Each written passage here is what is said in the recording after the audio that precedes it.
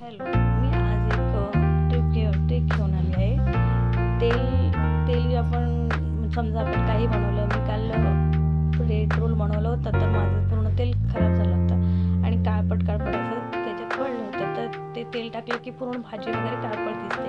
तर अशा प्रकारे मी गाळणे घेतले आणि त्याच्या साईजचं मी कॉटन त्याच्यावर ठेवून घेतलं आणि त्याच्यामध्ये मी थोडं तेल असं टाकत होती आणि जे येल्लो दिसतं ना, ते सुद्धा कलर पण त्याच्यात म्हणजे कॉटनमध्ये थोडं निघून जातं. तर अशा प्रकारे मी जेवढं तेल होतं तेवढं थोडं टाकून गाळणीला गाळून घेतलं आणि थोडं मी प्रेस करत होते आणि थोडं हलवून त्याला असं म्हणजे गाळत होते. आणि जो माझा गाळ मी ठेवला होता म्हणून तो माझा पूर्ण खाली राहिला होता, पण त्याच्यात पण खूप तेल होतं.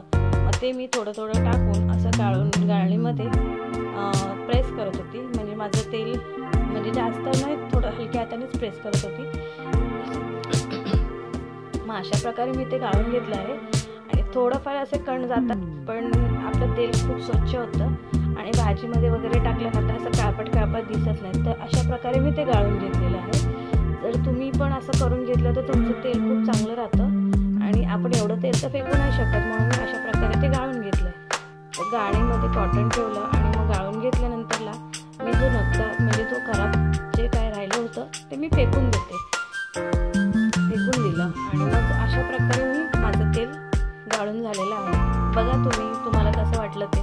आवडलं असेल तर लाईक शेअर नक्कीच करा.